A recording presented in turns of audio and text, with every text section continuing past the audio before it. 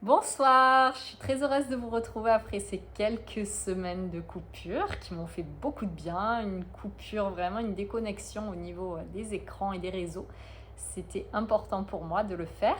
J'espère que vous êtes tous en pleine forme et aujourd'hui, pour recommencer ces vidéos, je vais vous parler d'un sujet qui me semble être un sujet très sensible.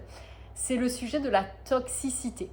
Alors c'est un sujet sensible dans le sens où c'est un sujet qui peut vraiment venir remuer beaucoup de choses et qui amène, je trouve, dans notre société, dans notre monde, beaucoup de jugements, beaucoup de projections, beaucoup de ressentiments. Et c'est pour ça qu'aujourd'hui, moi, ce sujet, je voudrais l'aborder en partant de choses très concrètes pour éviter de se laisser emporter par le sujet qui peut être un sujet houleux ou de perdre pied, voilà, de se laisser dépasser par ce thème.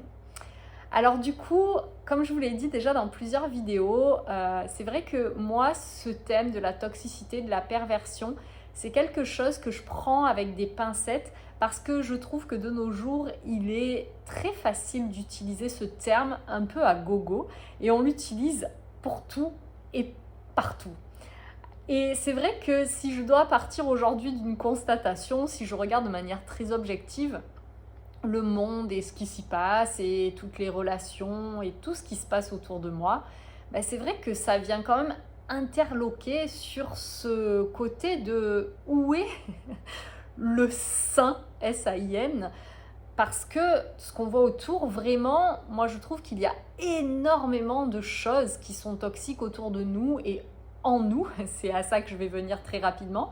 Mais en tout cas, si on doit voir les choses à l'extérieur et autour de nous, il y a énormément de choses toxiques, que ce soit les guerres, que ce soit les séparations, les conflits, les personnes qui finissent par se détester après s'être aimées, les relations qui ont lieu mais qui n'épanouissent pas, les relations familiales qui amènent à des schémas répétitifs, etc. Enfin bref, pour moi, vraiment, il y a des sources à regarder si on prend ce sujet de la toxicité qui sont inépuisables.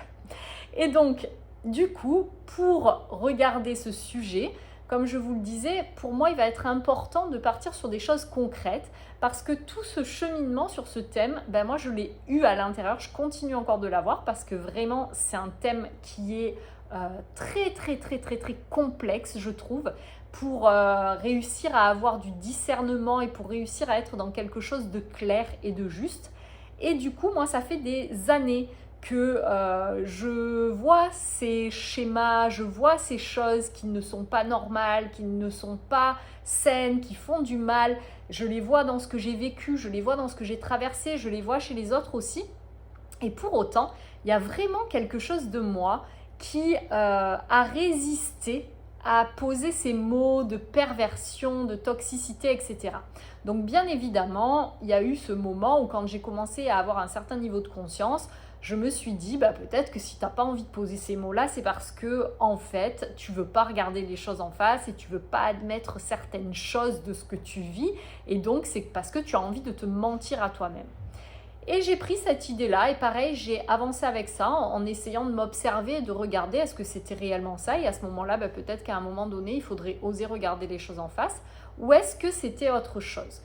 Et à l'heure actuelle de mon observation et de mon cheminement, je vais vous donner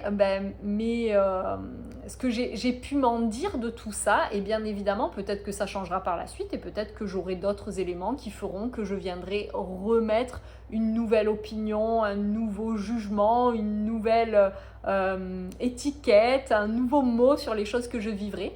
Mais en tout cas, à l'heure actuelle, ce que je peux voir et ce que je peux dire, c'est que du coup, ce thème-là de la toxicité, ce qui me dérange, c'est ce qui me dérange aussi dans mon fonctionnement et dans ce que j'ai pu faire pendant de longues années et que je continue encore à faire bien souvent et qui me fait du mal, à savoir quand j'ai un problème, du coup, ce qui va être bien sûr le plus simple va être de le projeter sur l'autre.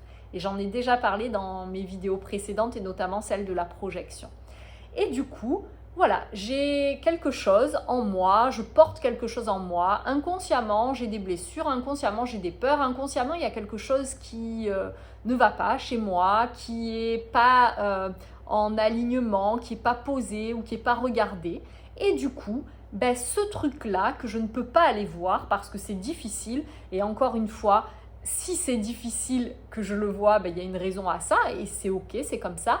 Mais par contre, du coup, vu que c'est difficile, eh ben, du coup, ce que je vais faire de manière assez naturelle et spontanée, c'est que je vais projeter ça sur l'extérieur et du coup, il va être beaucoup plus facile de pouvoir se dire que bah, celui que j'ai rencontré là, ou cette situation que j'ai rencontrée, ou ce groupe que j'ai rencontré, ou ces événements que je suis allée faire, ces activités, bah, en fait, c'est des choses qui sont toxiques parce que en fait, ben, ça me fait vivre des situations qui ne sont pas confortables, qui ne sont pas bonnes, etc.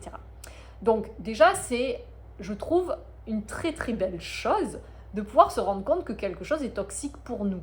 C'est-à-dire que si à un moment, il y a une personne que je fréquente et qu'à chaque fois que je suis avec cette personne, je me sens mal, que ça me pompe de l'énergie, que je ressors de là en n'étant pas bien, avec un mal-être, avec une angoisse, avec tout plein d'émotions qui me traversent et qui ne sont pas confortables, ben, bravo et c'est super en fait que je puisse regarder cette situation et me dire que ce n'est pas normal.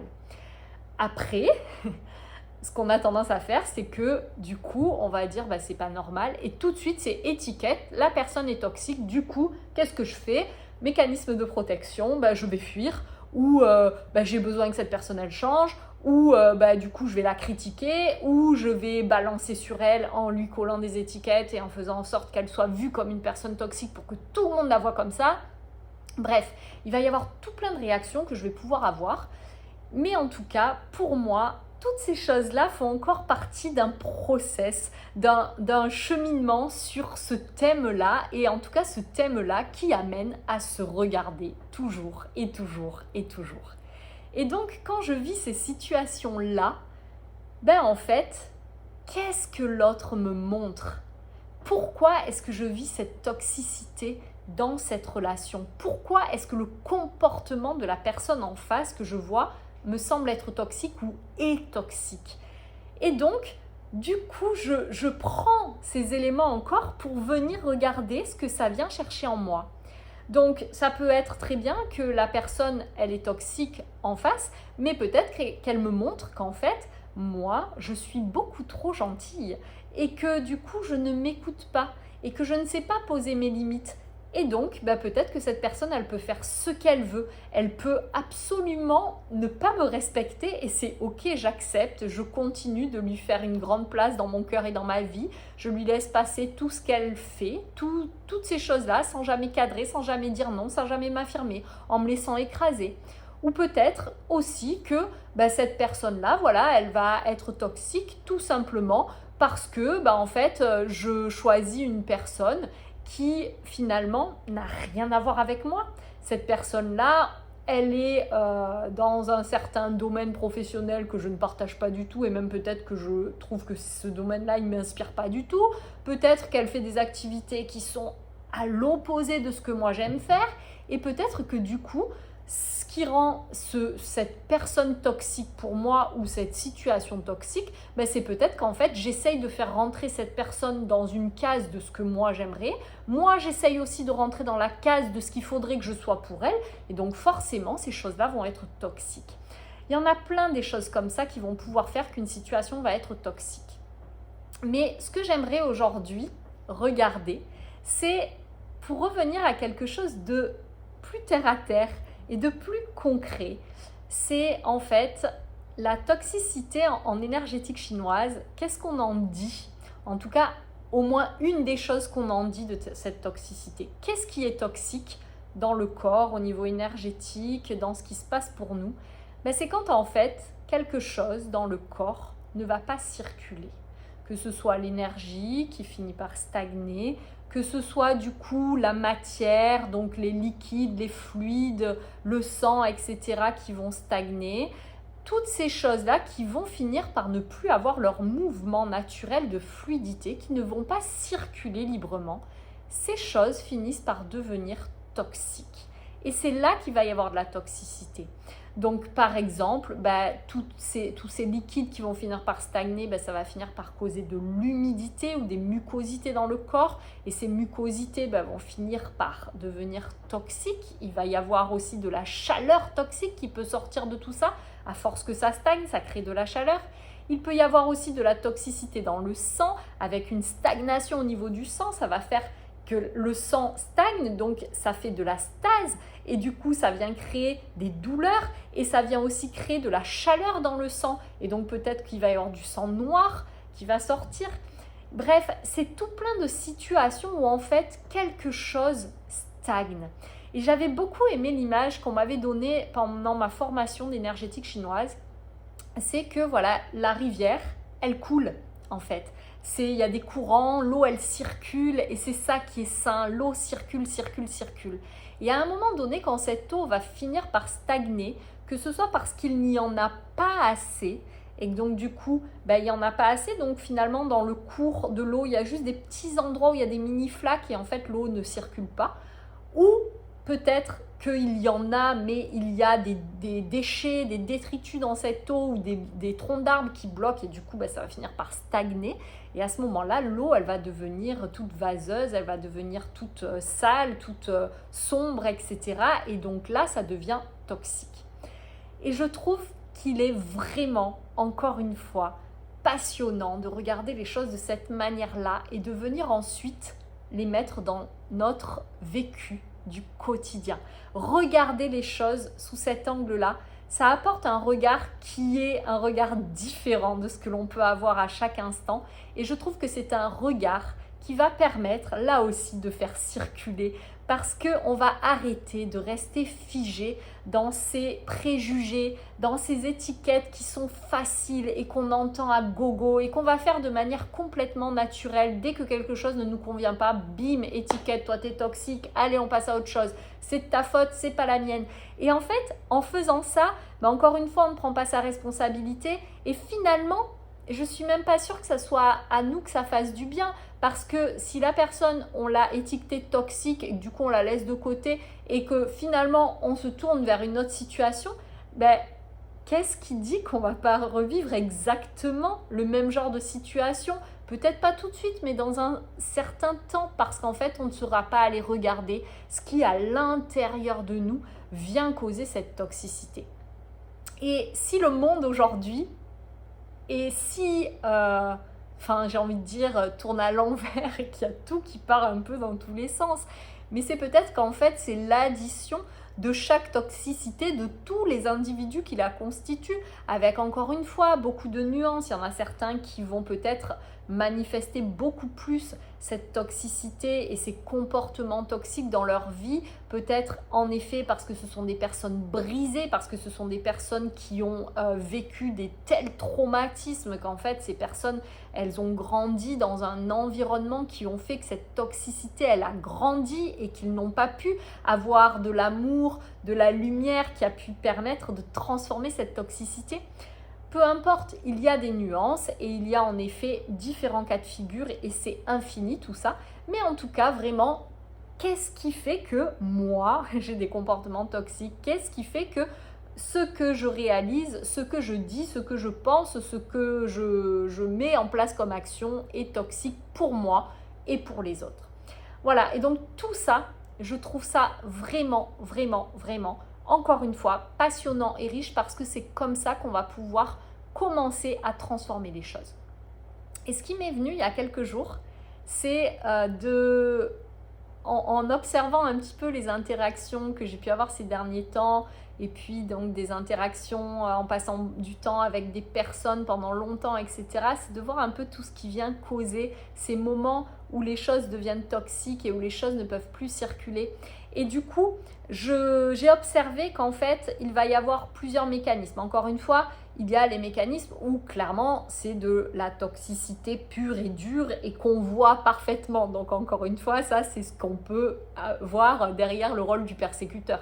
C'est-à-dire des paroles méchantes, c'est-à-dire une personne qui va être agressive, qui va peut-être critiquer, humilier l'autre. Et donc, en fait, c'est des choses qui sont très visibles. Donc là, clairement, la toxicité est visible. Et du coup, c'est ce qui peut venir heurter fortement les personnes qui sont autour parce que en fait là il y a rien qui est caché en fait. Il va y avoir aussi toutes ces toxicités qui sont beaucoup plus subtiles et qui vont se matérialiser dans des comportements qui ne sont pas forcément visibles comme ça, comme celui qui endosse ce rôle du persécuteur.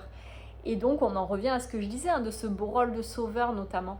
Mais au-delà même de ce rôle de sauveur, ce qui va créer de la toxicité et qui fait qu'en fait ça ne circule pas, imaginons dans un échange ou dans des interactions, une personne qui passe son temps à ne pas dire ce qu'elle ressent, qui garde les choses pour elle, qui ne dit pas parce qu'en fait, cette personne-là, elle a peur de blesser l'autre, elle a peur d'être méchante, elle a peur que ce qu'elle dit, en fait, c'est pas complètement vrai, que c'est pas complètement juste.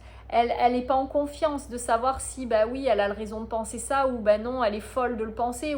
Et donc, en fait, cette personne ne va jamais rien dire. Mais donc, en ne disant pas, ça reste. La personne garde. Et donc, si elle garde et si ça reste, au bout d'un moment, ça ne circule pas. Et donc, si ça ne circule pas, tout simplement, au bout d'un moment, ça va causer cette stagnation et cette toxicité. Il peut y avoir aussi, dans ces moments-là, du coup, de toxicité, ça va être aussi, on en revient toujours à la victime de ce triangle de Karpman, c'est cette personne qui peut-être elle va du coup avoir toujours ce besoin que tout tourne autour d'elle, qui va avoir besoin de se plaindre, qui va avoir besoin de tourner toute l'attention vers elle, une personne qui peut-être va du coup intervenir dans toutes les discussions pour toujours amener à elle, pour avoir ce besoin d'être vue, d'être entendue. Ça, au bout d'un moment, pareil, ça va finir par amener de la toxicité parce que, en fait, les choses, elles ne peuvent pas circuler librement, elles sont toujours comme sclérosées autour d'une même problématique, autour de la personne, autour de son mal-être, autour de sa souffrance, autour peut-être aussi de tout ce qu'elle a envie de raconter et autour aussi de sa vérité. Donc en fait, ça empêche d'entendre vraiment ce que chacun a à dire parce que cette personne, peut-être qu'elle va venir et qu'elle va intervenir dans chaque discussion et donc du coup en intervenant, elle finit en fait par empêcher l'information de circuler librement et qu'il y ait des nouvelles informations qui viennent, qu'il y ait cet enrichissement en fait dans la conversation. Donc il peut y avoir ça aussi qui va vraiment pour moi causer de la toxicité. Et puis il va y avoir tous ces phénomènes que l'on retrouve lorsqu'il y a la suradaptation. La suradaptation, c'est quand une personne va être très adaptable, très flexible. Alors encore une fois, même ça, là, ce côté d'être très adaptable, très flexible, au bout d'un moment, pareil, la personne, elle prend sur elle, elle prend sur elle, elle prend sur elle, elle prend sur elle. Donc finalement, si elle prend sur elle, ça veut dire qu'il y a des choses qui viennent, qui remplissent. Et donc du coup, ça veut dire qu'à un moment donné, ça va aussi finir par stagner. Donc ça aussi, ça cause de la toxicité. Et l'étape d'après de ça, c'est qu'au bout d'un moment, vu que cette personne, elle n'en peut plus parce que en fait, elle a gardé, soit ça va finir par exploser.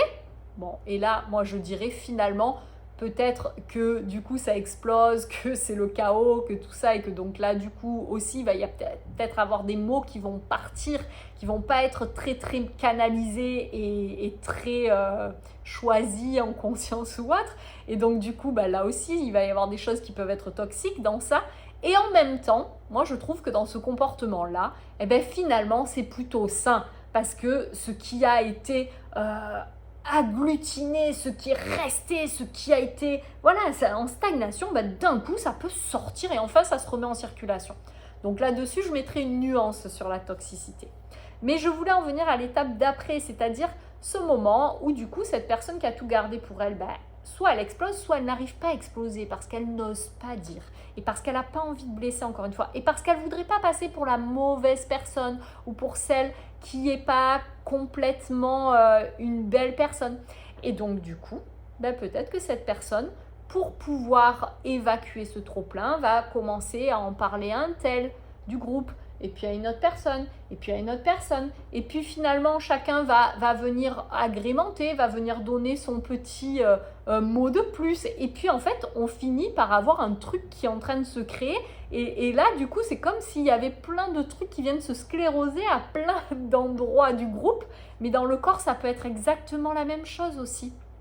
Voilà, et du coup, je trouve que c'est passionnant parce que, une nouvelle fois, il y a tellement de terreau et tellement d'espace en nous où cette toxicité est là.